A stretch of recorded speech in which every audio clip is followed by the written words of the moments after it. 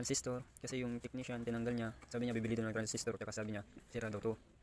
Hindi naman po ito yung sira niya. Tinignan ko siya maigi, okay naman po lahat. Ang sira niya lang itong switching IC niya, kaya hindi siya nag-relay. Tsaka ito si voltage regulator, itong regulator IC niya sira din yan, pinalitan ko na din. Testing na po natin, tingnan natin kung gumagana na. Pasensya na, wala akong taga-video.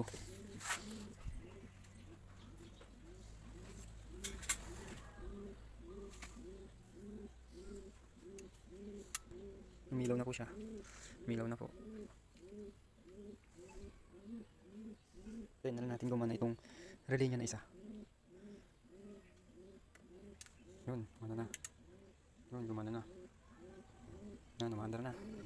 Umaandar na po siya sa... Okay na po yung unit.